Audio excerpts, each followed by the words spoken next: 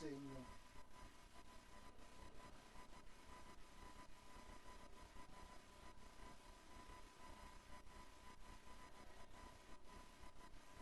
Sapagkat ang nakikinig ng salita, ngunit hindi sumusunod dito, ay katulad ng isang taong tumingin sa salamin.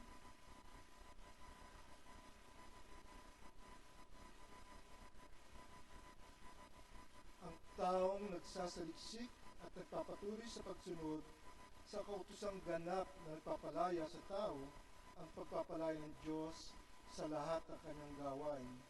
Siya ang taong gumagawa at hindi nakikinig lamang at pagkatapos ay nakakalimot.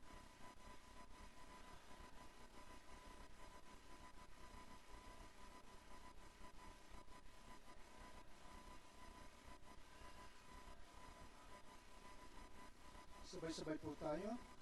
Ang pagiging relihiyoso na dalisay at walang dungis sa harap ng ating Diyos at Ama ay ang pagtulong sa mga ulila at sa mga biyuda sa kanilang kahirapan at pag-iingat sa sarili upang huwag mahawa sa kasama ng mundong ito.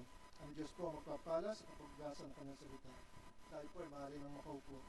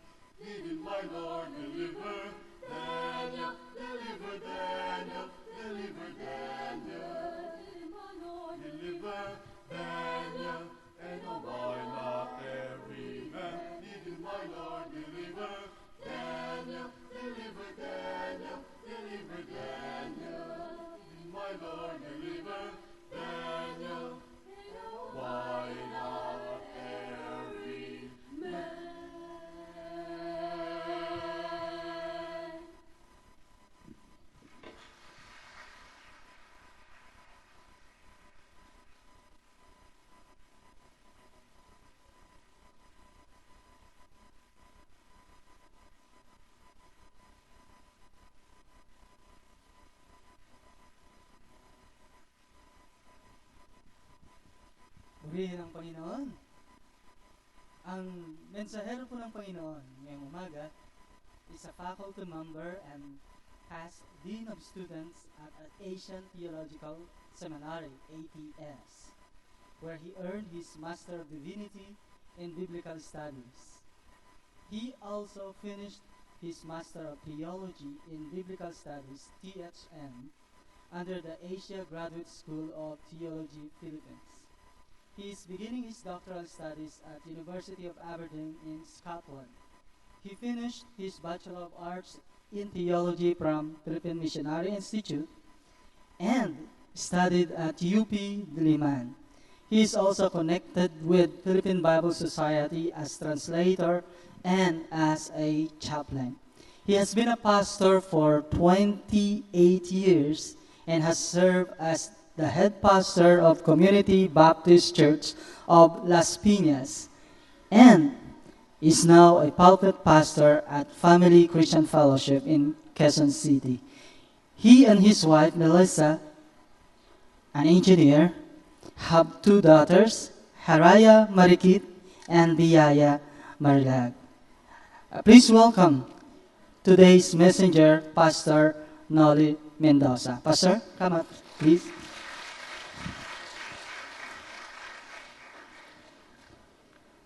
Samahan po ninyo ako na ipanalangin si Pastor Noli. Panginoon, maraming salamat po sa pagdala mo po sa amin kay Pastor Noli. Amin pong pinapanalangin siya na patuloy mo po siyang kalingain at pagpalain. At nawa, Ikaw po, Panginoon, ang siyang tunay na maluwalhati sa aming kalagitnaan sa bawat salita na kanyang bibigasin. In Jesus' name, Amen. God bless you, Pastor.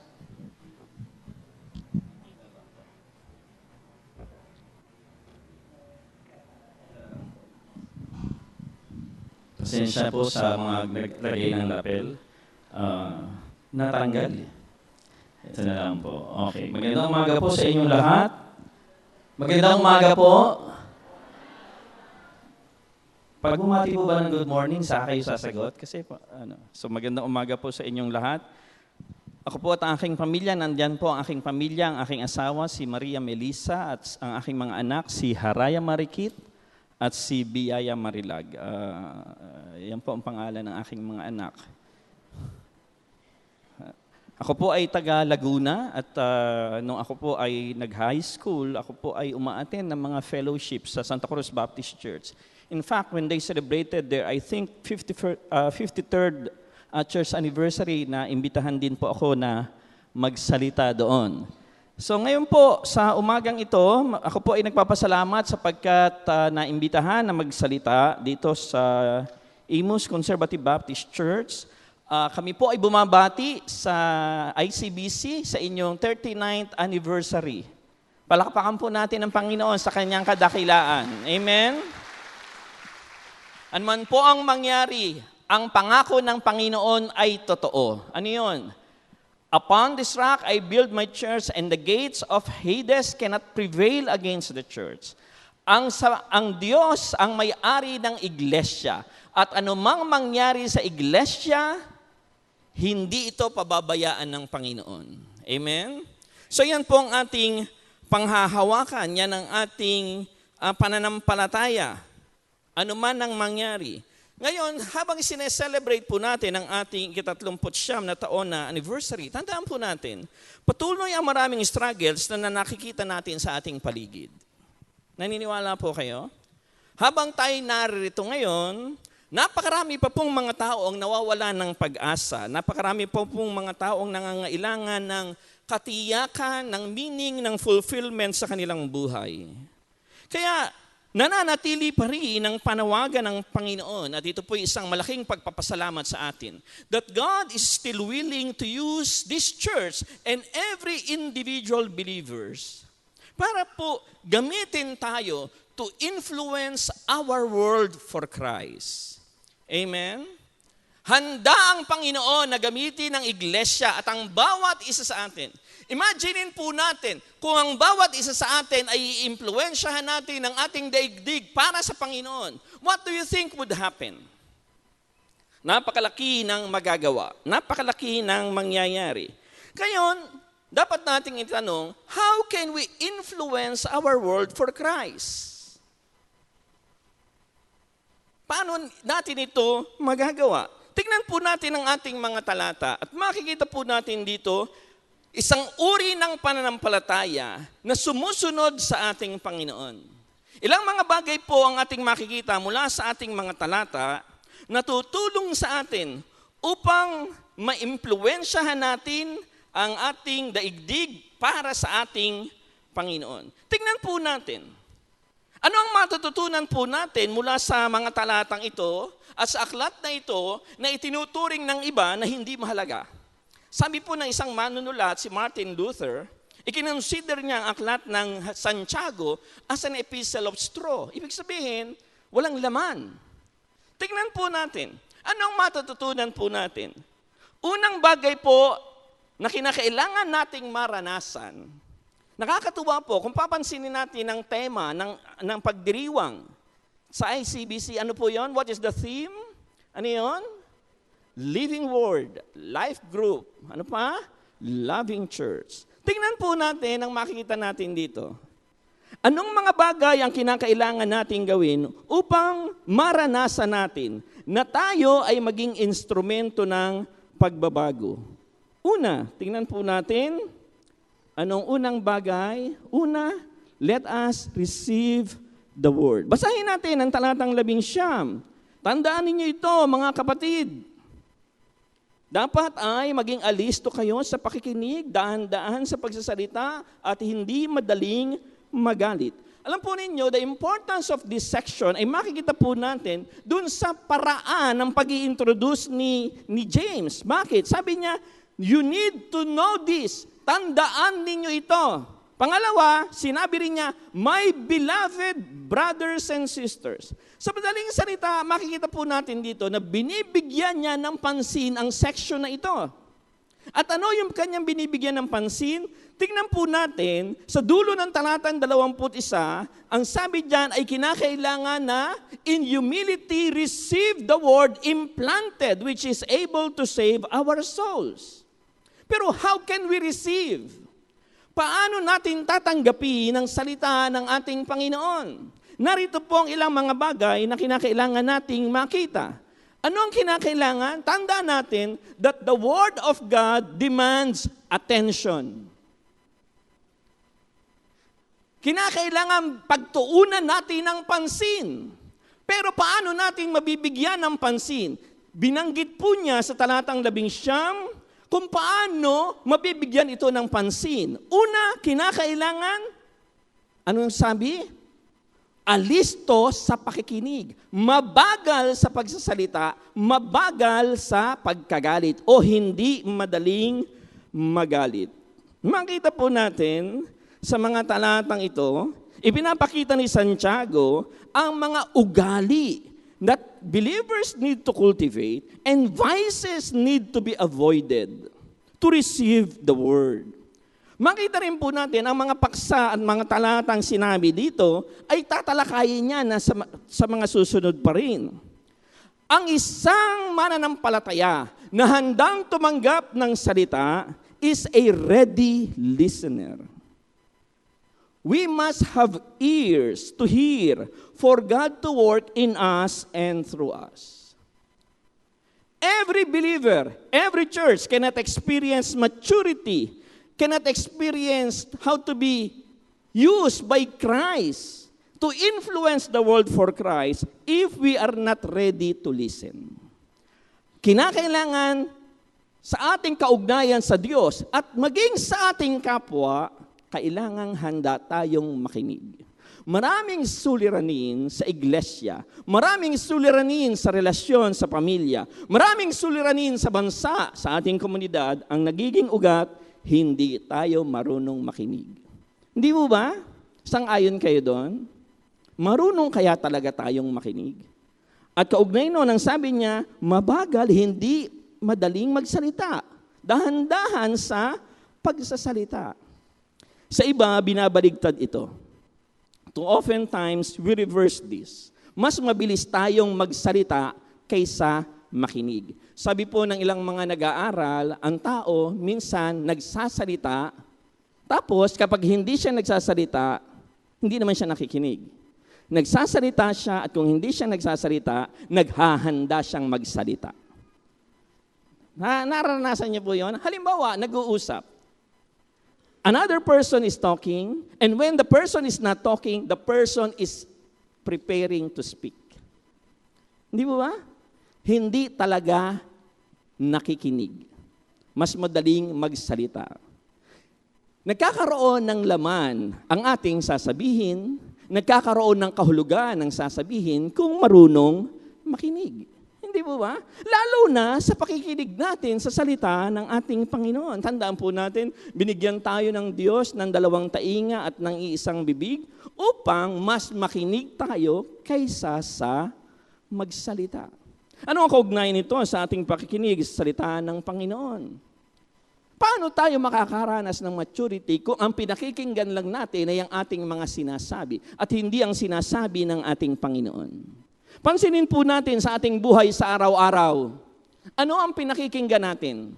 Sino ang nagsasalita? Ang Diyos kaya, ang kanyang salita, o tayo ang mas nagsasalita? Who sets the agenda for the day? Who sets the agenda or the direction for our lives? Ang salita ba ng Panginoon o ang ating mga tinig? Tingnan po natin. Kaya, makita rin po natin dito, binibigyan talaga ng pansin ang halaga ng pakikinig at dahan-dahan sa pagsasalita. Kasi minsan, makita po natin, tandaan natin, it is better to remain silent and be thought of as a fool than to speak out and remove all doubts. Mas maigi na yung tumahimik ka at mapagkamulan, walang alam yan. Kaysa pag nagsalita ka naman, ay, napatunayan nila, wala talagang alam yan. Sabi nga, sa bibig na huli ang isda. Hindi mo ba? Kaya mas maganda na tayo ay nakikinig. At mabagal din, hindi madaling magalit. A prepared hearer has a restrained temper. Tingnan po natin. Kapag hindi tayo nagpipigil ng ating galit, paano tayo makikinig? Napansin po ninyo, sa relasyon kahit sa mag-asawa, kapag lagi kang galit, mas gusto mong magsalita. Hindi po ba? Napansin po natin, ang taong magagalitin, mas hindi nakikinig. Kaya kinakailangan talagang pigilan ang galit. Nakita po natin, ano ang halaga nito? Ang tao na handang makinig, ang tao na hindi laging nagsasalita at nagpipigil ng galit, yon ang tao na talagang tumatanggap ng salita ng ating Panginoon. Siguro po magandang tanungin, sa ating buhay, nakikita ba sa atin ng mga values na ito? The Word of God demands attention, and because of that, we need to listen, always be willing to listen. We need to control our tongue, and we need to control our temper para makinig sa salita ng Panginoon.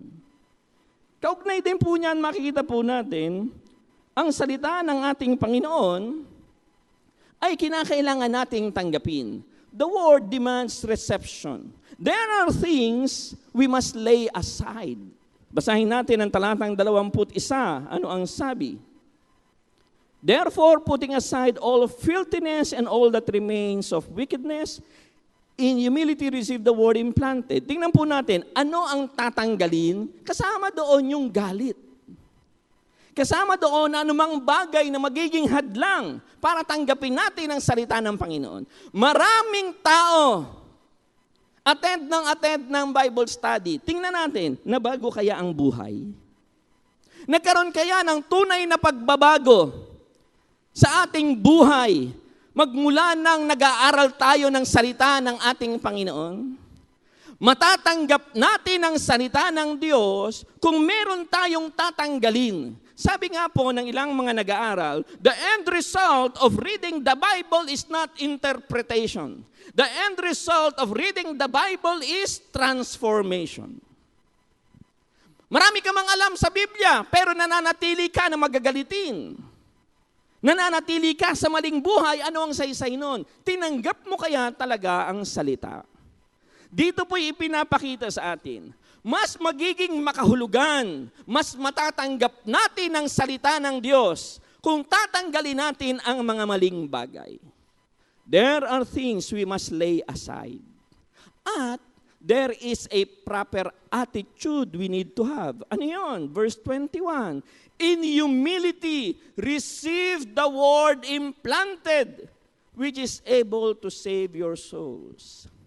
Ang salita ng Diyos ang tunay na nagbibigay ng pag-asa. Ang salita ng Diyos ang nagbibigay ng pagbabago sa buhay. Amen? Kung wala ang salita ng Diyos, nasaan ang pagbabago? Napakahalaga ng salita ng ating Panginoon.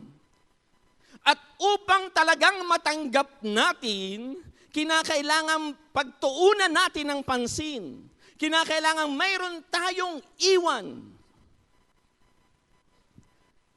Kapag nagbabasa ka daw ng salita ng Diyos, at hindi ka nakakaranas ng pagbabago, hindi mo siya binabasa ng tama.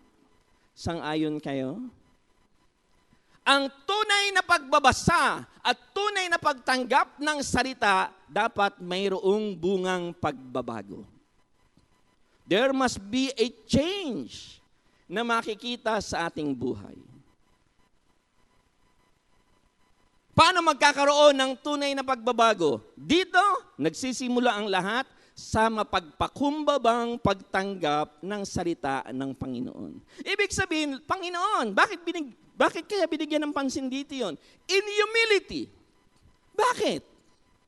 Sapagkat ang pagpapakumbaba ay isang paraan ng pagsasabi, Panginoon, hindi yung gusto ko ang masusunod, kundi ang kagustuhan mo na naandun sa iyong salita.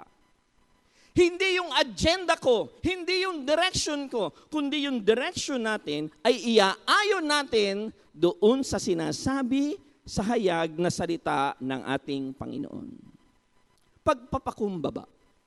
Yun ang tamang ugali para matanggap natin ang salita ng Panginoon. Paano magkakaroon ng maturity? Paano magagamit tayo bilang instrumento ng pagbabago? Nagsisimula yan saan? Sa pagtanggap ng salita ng ating Panginoon. At siguro ito ang isang dahilan kung bakit yung iba ay walang nakukuha sa pag-aaral ng salita ng Panginoon. Pero kung talagang tinanggap mo na may pagpapakumbaba ang salita ng Panginoon, makikita natin na napakabisa upang ang bawat isa ay makaranas ng tunay na pagbabago. Makita po natin. Ngayon, anong sinabi naman niya sa talatang 22 hanggang 25? Hindi sapat na tanggapin ng salita ng ating Panginoon. It is not enough to receive the Word of God. What we see starting verse 22 to 25 ay we need to practice the Word. Hindi sapat na tinatanggap. Kinakailangan bilang patunay na talagang tinanggap mo na may pagpapakumbaba, at dapat makita yung pagbabago, kinakailangang isabuhay ang salita ng ating Panginoon. Amen? May mga tao, ang daming alam. Hindi po ba? Head knowledge lang. Sabi nga, there are persons who are straight as a gun barrel informationally or theologically, but as empty and deadly as it, spiritually. Di po ba, yung dulo ng baril, tuwid na tuwid yan. Pero minsan walang laman. Hindi po ba? At mapanganib pa. Napansin po natin? May mga taong ang daming alam sa banal na kasulatan. Pero kamusta? Isinasabuhay ba natin? 39 na taon na ang ICBC. Isipin po natin, ano kaya ang nangyari kung ang bawat isang mananampalataya ay talagang nagsasabuhay ng salita? Di ba? Sipin po natin sa ating buhay. Ano na kaya ang nangyari kung talagang bawat mensahe na ating nabasa at bawat mensahe na ating narinig ay naisabuhay natin? Makita po natin, we have here the concern of James for the believers na ang kanilang buhay ay maging tunay at iwasan ang pagkukunwari. They need to be hearers and doers of the word. Makita po natin, una, there is a mandate for obedience. Anong sabi? Prove yourselves doers of the word and not merely hearers who delude themselves. Listening without doing is dangerous. It leads to self-deception. What must be? Tingnan po natin, anong sinasabi dito ni James? There is a wrong response to the word. Ano yun? Ang maling tugon sa salita ng Panginoon kapag pinakinggan mo lang. Makita po natin dito, anong karakteristik ng isang nakikinig lang? Dinadaya niya ang kanyang sarili. Paano natin dinadaya ang sarili kung hindi natin isinasabuhay ang salita ng Panginoon? Bakit ka pa nagbasa? Hindi ba? Halimbawa, makita po natin yan, bakit natin sinasabi na dinadaya lang ang sarili? Tingnan natin yung illustration na naglalarawan ng isang tagapakinig lamang. Basahin natin ang verses 23 to 24. Ano ang sabi? Kagaya siya ng isang lalaki na humarap sa salamin at nakita niya ang kanyang sarili. At na matapos niyang nakita, ay umalis siya at kinalimutan niya kung ano ang kanyang nakita. Alam po ninyo, ang salamin noon ay hindi katulad ng ating salamin ngayon. Ang salamin po noon ay hindi gawa sa glass. Ang salamin noon, karamihan ay gawa sa bronze, copper, yung po mga metal. Kaya hindi ganun kadaling makita ang sarili. Pero sapat yun para makita mo kung ano ang dapat makita mo sa iyong sarili sa salamin. Ngayon makita po natin dito, sinasabi ni James, kapag humarap ka sa sarili, bakit ka ba pumupunta sa salamin? Di ba? Lalo na ang mga Pilipino. Napakahilig natin sa salamin. Di mo ba? Pag nakakita yan ng salamin, naglalakad yan, kahit maliit na salamin lang, sisilip yan. Di mo ba? Aminin, ginawa nyo yan. Hindi mo ba? Naglalakad. Tapos, dumaan may sasakyang nakaparada. Di ba? Tapos tinted. Nakakita ng salamin. Poporma yan. Di ba? Di ba? O kaya mga babae. Di ba? Ginawa nyo yun? Bakit? Bakit tayo humaharap sa salamin? Para mag-retouch. Di ba? Retouch din pag may time. Hindi ba? Yun ang dahilan natin. Bakit? Para kung anong makita mo, aayusin mo. Di ba? Magre-retouch ka nga eh. Kaya hindi daw mabubuhay ang Pilipino pag walang salamin at suklay. Hindi ba? Tapos sa babae, lipstick. Lipstick. Di ba? Tsaka make-up. Bakit? Aayusin mo eh. Pero anong sinabi niya rito? May isang taong humarap sa salamin, nakita niya ang kanyang sarili, pagkatapos, kung ano ang kanyang nakita, kinalimutan niya. Nakita niya, hindi pala ayos yung kanyang foundation. Di ba? Mas makapal pala yung foundation niya, iba yung skin tone kaysa sa balat niya. Di ba? Nakakita na po kayo ng mga ganon? Ay, ganon. Kinalimutan niya. Anong saysay? Bakit ka pa humarap ng salamin? Kinalimutan mo rin ang iyong itsura. Kaya dinadaya mo lang ang iyong sarili. Bakit? May nakita ka na dapat ayusin pero hindi mo inayos. Napansin mo natin? O kaya may nakita kang maganda, hindi mo in-enhance. Anong saysay? Sa madaling salita, parang hindi ka rin humarap sa salamin. Napansin mo natin? Napakaganda sana ng larawan ng salamin. Ipinapakita sa atin kung ano ang dapat nating ayusin. At ito'y nagpapakita rin na kung sino ang dapat na may kagagawa ng maraming bagay sa buhay. Kaninong responsibilidad? Tayo, hindi mo ba? Kaya ka nananalamin. Ipapaayos mo ba sa iba kapag may nakita ka na morning glory sa iyong mukha? Ano ba yung morning glory? Mga bagets. Di ba? Yung thunders po, alam yung morning glory. Di ba? Ipapaayos mo sa iba? Hindi, aayusin mo. Ipapa-make up mo ba sa sarili mo kapag kaya mo naman? Hindi. Sa madaling salita, ang salamin ay nagpapakita sa atin ng dapat nating gawin at sinasabi sa atin, ang pananagutan ay nasa ating sarili. Sabi nga ng isang awit ni Glock 9 at Bamboo, salamin, salarin. Alam niyo po ba yun? Alam niyo po ba yung kantang yun? Glock 9 at Bamboo, salamin, salarin. Hindi alam. Pasensya naman. Hindi mo ba? Tayo rin ang may pananagutan. Pero nawawala ng saysay yung function ng salamin kapag wala kang ginawa. Dinadaya mo ang iyong sarili. Yon ang larawan ng isang taong tagapakinig lang at pagkatapos niyang makinig, kinalimutan niya kung ano ang dapat niyang gawin. Pansinin na lang po natin pag Sunday or anumang pagtitipon. Di po ba? May nakikinig. Minsan nagtake notes pa nga eh. Pero wala rin. May nakikinig. Akala mo lang nakikinig. Yung iba nga nagpunta ng church, nakapag-church na, nakapag-siesta pa. Di ba? Akala mo nakikinig. Dinadaya natin ang ating sarili. Nasasayang yung pagkakataon para makaranas ng tunay na pagbabago. Sayang! That's a wasted opportunity para ayusin natin ang ating sarili at nang sa ganon maging maganda tayo para sa iba. Sayang ang mga pagkakataon.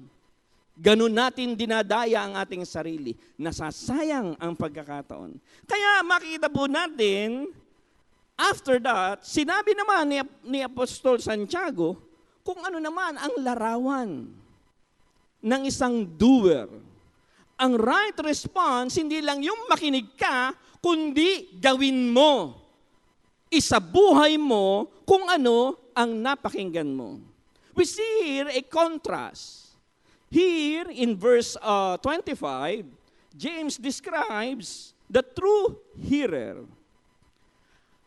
Ang true hearer is a person who hears and practices the word. Hindi lang niya pinakinggan, isinasabuhay niya. Pansinin natin ang ating sarili. Isinasabuhay ba natin? Hindi lang po yan, makikita po natin, ang description pa nitong taong ito, he looks into the perfect law and he perseveres.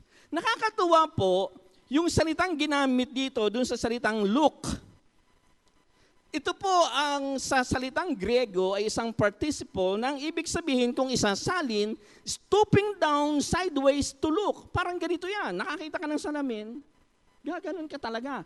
Bumababa ka, nagbe-bend ka. Ibig sabihin, nagseseryoso ka. Tinitingnan mo talaga, pinag-aaralan mo talaga. Sineseryoso mo yung pagtingin mo dun sa salamin na yon, hindi yung glance lang. At siguro po yun ang makikita nating pagkakaiba dun sa nakikinig lang. Yung nakikinig, glance. Yun po ang sabi sa salitang Griego. Sumulyap lang siya sa kanyang sarili sa salamin. Pero itong taong ito, he looks intently, stooping down to look at himself. Talagang bumaba siya, tiningnan niya kung ano ang kanyang sarili. Nagsusuri siya sa madaling salita. Yun ang ugali ng taong ito. May intention na talagang seryosohin ang salita ng ating Panginoon. Tanong, sineseryoso ba natin ang salita ng Diyos? Kung sineseryoso natin, ito ba ang gabay natin sa ating buhay? Pagkising natin sa umaga, anong ginagawa natin? Facebook, status. Di ba? Mas maraming oras ang ginugugol ng marami iba ngayon saan? Facebook. O kaya naman, dati Farmville, Bakersville, ngayon hindi na. Candy Crush. Anong level ka na? Di ba? Napansin po natin, o kaya naman, Dota. Di ba? Si pastor, nagdo-Dota. Di ba? Siniseryoso ba natin? Ito ba ang gabay natin sa ating buhay bilang mananampalataya? Do we really stoop down and look at the word intently? Anong gabay natin sa ating buhay ngayon? Anong ginagawa natin? Pagising natin sa umaga, anong gabay natin? Bukas, horoscope. Ay, Libra ka ba? Leo ako, bagay tayo. Di ba? Yun kaya, Paglalakad ka sa gabi, tabi-tabi po. Di ba? Pagkatapos, ngayon malapit na ang undas. Naku, naglipa na naman ng mga demonyo. Di ba? Paglilipat ka ng bahay, anong gagawin mo? Ay, ano ba dito? Magandang yung feng shui. Yung feng shui. Di ba? Anong humuhubog sa buhay natin? Ang taong ito na nagsasabuhay, sineseryoso niya yung pagtingin niya sa salita ng Diyos. At hindi lang yon, ang makita po natin dito, the person also perseveres. Nakita po natin? Persevere. Alam po ninyo, nakakatuwa rin ito sa salitang Griego. It means to stay beside, to continue. At ito po ay present participle sa salitang Griego. Anong ibig sabihin nun? This has a force of continuing action. Nagpapatuloy siya sa salita ng Diyos kahit na anong mangyari. Anong ibig sabihin? Pansinin po natin. Ang mga mananampalataya na sinusulatan ni Santiago dumadanas ng maraming pagsubok, pag-uusig. Makita po natin yan sa chapter 1 pa lamang. Ang dami nilang pag-uusig na dinadaanan. Ang iglesyang sinusulatan niya, ang daming naging problema.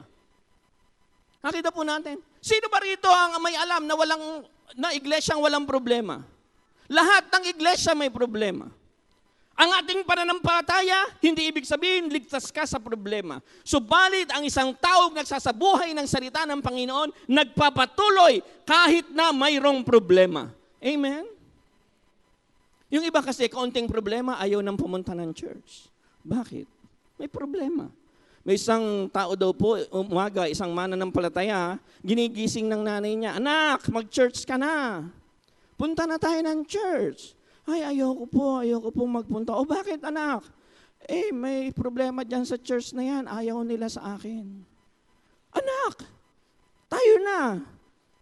Tayo sumasamba, hindi dahil sa kanila, kundi sa Panginoon. Kaya magpatuloy tayo." Sabi nung anak, ayoko talaga, Nay. Nagpipilitan sila. Ang sabi nung anak, "Sige, sasama ako sa iyo sa church ngayon, pero bigyan mo ako ng 3 sapat na dahilan." Sabi niya, "Una, anak, sumasamba tayo, uulitin ko, hindi dahil sa kanila, kundi dahil sa Panginoon. Pangalawa, walang iglesia na walang problema. Pangatlo, ikaw ang pastor doon, anak. Pumunta ka na." Gumising. Di ba? Walang iglesia na walang problema. Ang ating pananampalataya, laging may problema. Subalit, tingnan po natin ang taong ito. Ang taong nagsasabuhay ng salita, nagpapatuloy kahit sa gitna ng problema. Amen? At dahil doon, anong sabi? Makakaranas siya ng tingnan po natin sa talatang 25. This man will be blessed in what he does. Pagpapalain ng taong ito sa lahat ng kanyang ginagawa. Ano ang daan ng pagpapala? Pagpapatuloy sa salita ng ating Panginoon. Amen?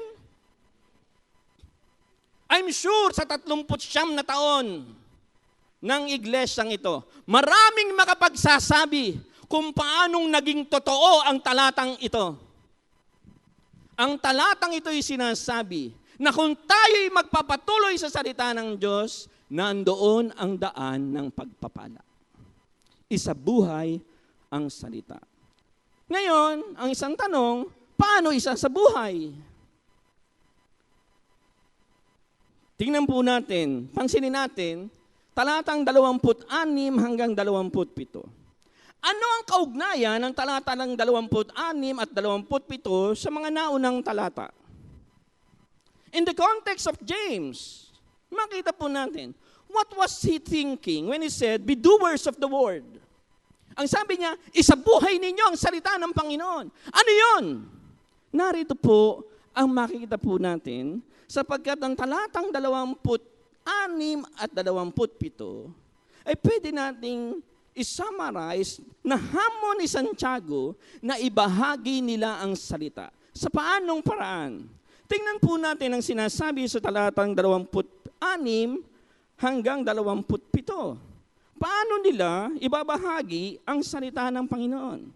Makita po natin sa talatang ito yung summary ng karakter ng isang tao na nabubuhay sa salita ng Diyos. Ano yung summary na yun? Makita po natin. Ano ang summary ng isang taong nabubuhay sa salita ng Diyos? A person who controls his speech, a person who cares for the poor and the weak, and a person who keeps the self from being polluted by the world. Makita po natin. Una, a person who controls his speech. Controlled conversation. Sino, ang makita po natin, sino mang nag-iisip na siya ay may relihiyon, pero hindi niya kinokontrol ang kanyang dila, may problema. Pansinin po natin, sa talatang 11, binanggit niya to. Hindi po ba? Nakita niyo po ba sa inyong Biblia? Wala po sa mukha ko ang sagot. Nasa Biblia. Tingnan po ninyo yung inyong Biblia sa talatang 11. Ang sabi niya, dapat ay marunong magpigil sa dila. Tapos dito, sinabi uli niya, dapat marunong magpigil sa dila. Pagkatapos sa chapter 3, binanggit na naman ni Apostol Santiago kung paano pigilin ang dila. Bakit kaya? Hindi kaya may problema ang mga believers during those times kung paano nila ginagamit ang kanilang dila? If you think you serve God correctly, but you can control what you say, you are deceiving yourselves. Yun ang sense ng sinasabi ni Pablo. Paano minsan mali ang paggamit sa dila? Panghahamak sa kapwa.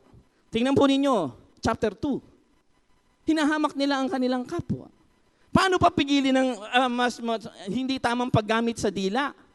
Paninira sa kapwa.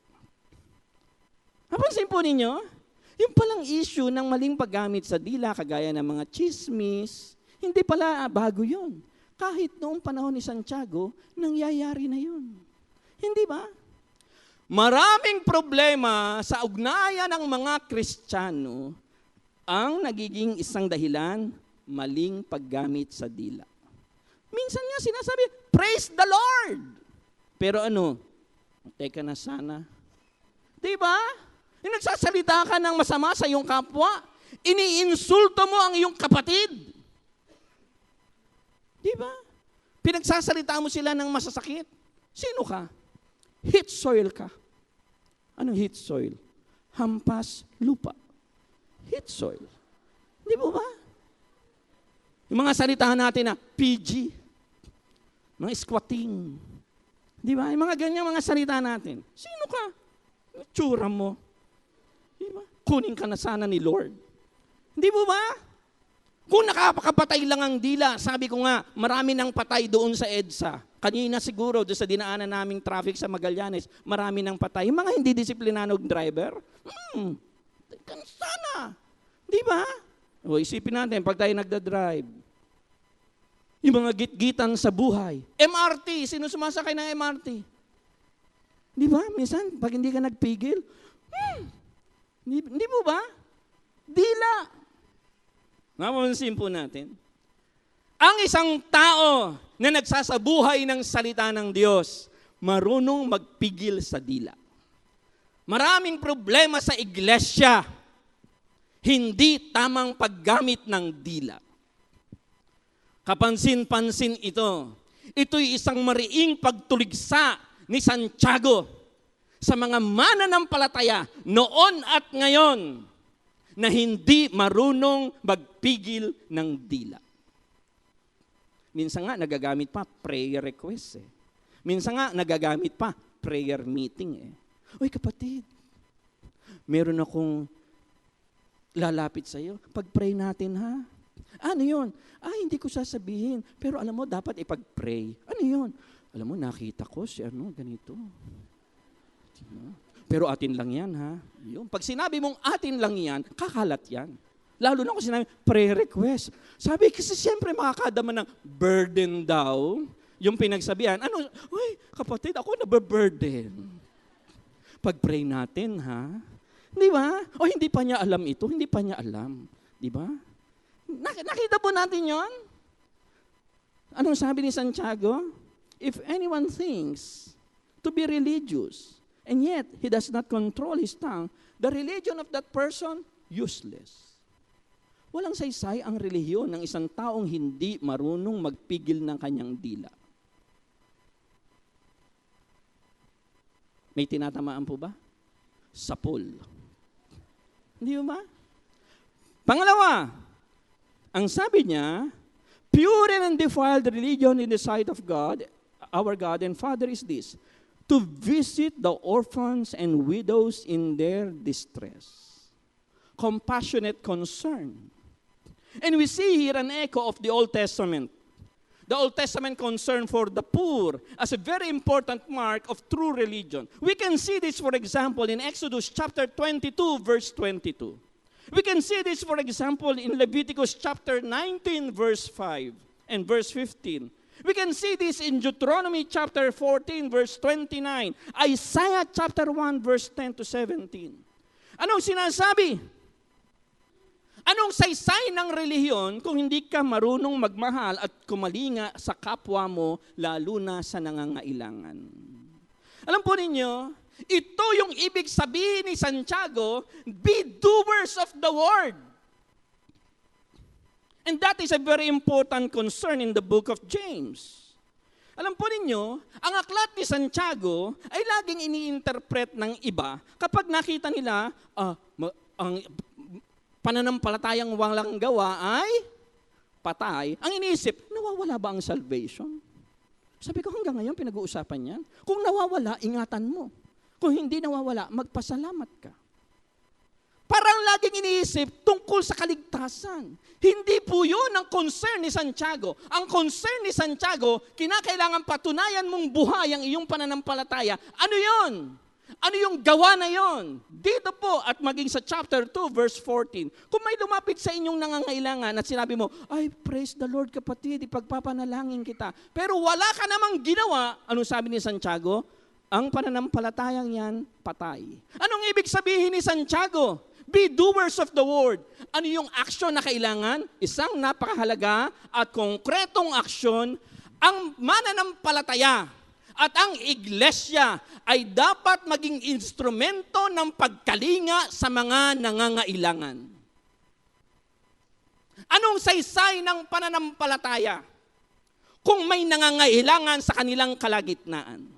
Katunayan sa lumang tipan, yun ang isang napakahalagang layunin ng tithes and offerings. Bakit sila hinihinga ng tithes? Upang yung kanilang malilikom ay itulong sa mga nagugutom. Ngayon, nakakalungkot. Laging pinag-uusapan tungkol sa nawawala ba ang kaligtasan o hindi. Pinaglalaban si Pablo at si Santiago. Bakit? Magkaaway ba sila? Bakit mali? Parang ibang sinasabi ni Santiago. Magkaiba po ang concern ni Santiago at ni Pablo. Para kay Santiago, patunayan natin ang ating pananampalataya. Anong isang patunay? Pagtulong sa kapwa. Ano yun? Sabi ko nga po sa isang naisulat ko, many readers fail to pay attention to a very important concern of the epistle. Ano yun? The just relationship between the poor and the rich. And the book, ang aklat po ni Santiago, tinutuligsa niya yung pang-aabuso sa mga mahihirap. Tingnan po natin, halimbawa, chapter 2, partiality.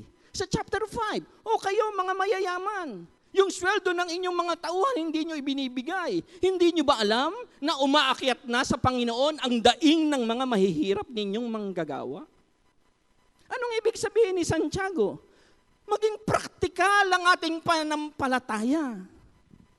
Ipakita natin ang ating pananampalataya ay nagiging instrumento ng pagbabago para makatulong sa mga taong nangangailangan. Ang Panginoon ay nagmamalasakit maging sa mga mahihirap, sa mga kapuspalad. Yan ang makikita natin. Halimbawa, sa James chapter 2, verse 5. Anong sabi ni James?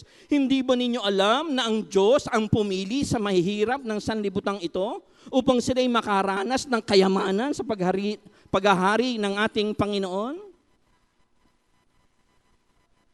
Ang sabi niya, tulungan ang mga ulila at ang mga balo sa kanilang pangangailangan.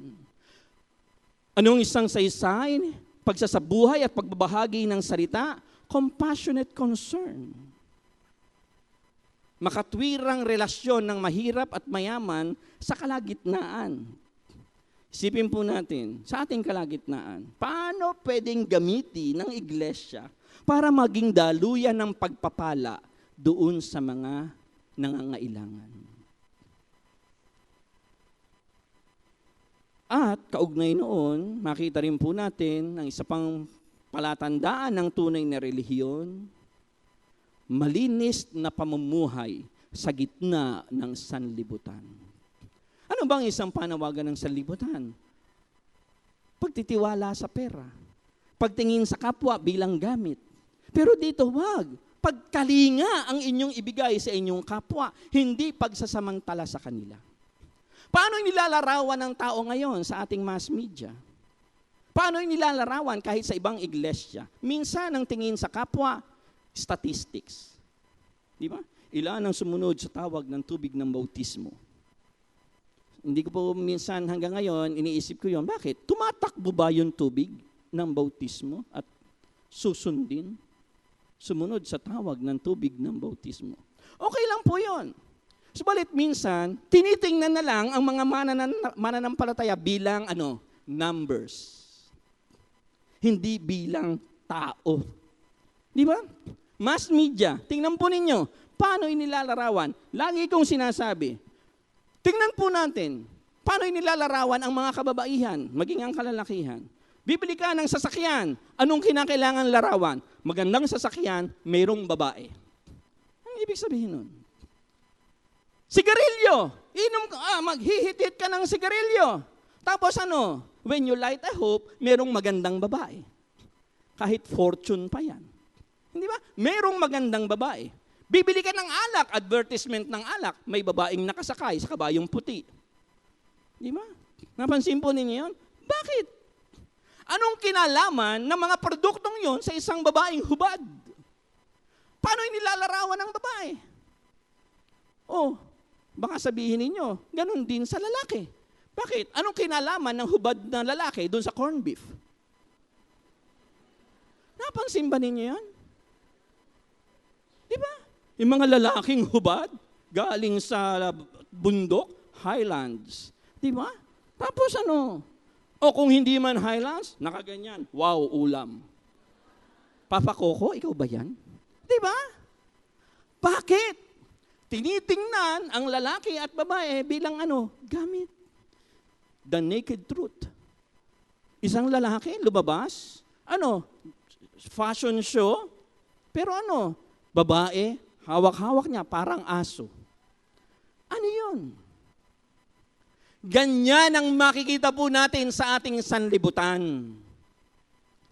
Ang sabi ni Santiago, hayaan natin na ang salita ng Diyos ang humubog sa atin. Nang sa ganon, manatili tayong malinis sa gitna ng karumihan ng ating sanlibutan. Ibig sabihin, we need to be different. And we need to be the difference maker.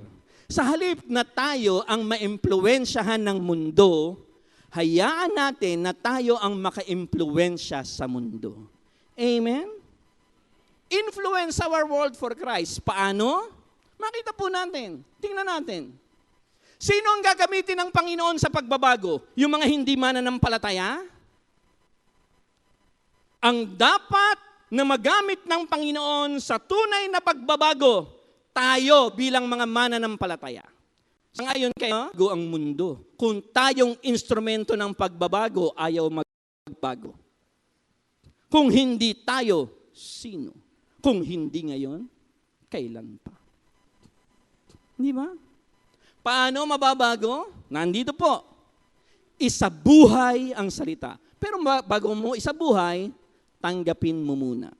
Tanggapin ang salita, isabuhay ang salita, ibahagi ang salita. At mararanasan natin ang tunay na pagbabago. at maging instrumento ng pagbabago para sa mundo. Amen? Tayo po'y manalangin. Aming Panginoon na makapangyarihan sa lahat. Dalangin ko po na ang iyong salita ay maging patuloy na gabay at patnubay ng bawat isa sa amin. Salamat po, Panginoon, sa 39 na taon na kaloob mo sa Imus Conservative Baptist Church. Alam ko po, O Diyos, maraming mga tao sa kanilang paligid ang nakaranas ng tunay na pagbabago dahil sa ministeryo ng iglesyang ito. Dalangin ko, Panginoon, patuloy mo po silang hubugin, patuloy mo po silang palalimin, at patuloy mo po silang gabayan sa pamamagitan ng iyong salita. Lahat sa kanila, aming Panginoon, dalangin ko, O Diyos, magpahubog sa iyo, manatiling malinis sa gitna ng mundo, at maging daluyan ng pagpapala para sa lahat ng uri ng tao. Kasama po ang mga nangangailangan. Salamat po, Panginoon, sa kapangyarihan ng iyong salita. Hindi po namin kayang magbago sa aming sarili. Mahina po kami, makasalanan kami. Subalit salamat, Panginoon. May tunay na pag-asa, kaligtasan, kahulugan ng buhay, pagbabago dahil sa iyo. Salamat po sa kapangyarihan mo. Gamitin mo po kami, hubugin mo po kami, maging daluyan ng pagpapala, karangalan para sa iyo, at pagpapala para sa aming kapwa. Sa pangalan ng Ama, ng Anak at ng Banal na Espiritu. Amen. Purihin po ang Panginoon.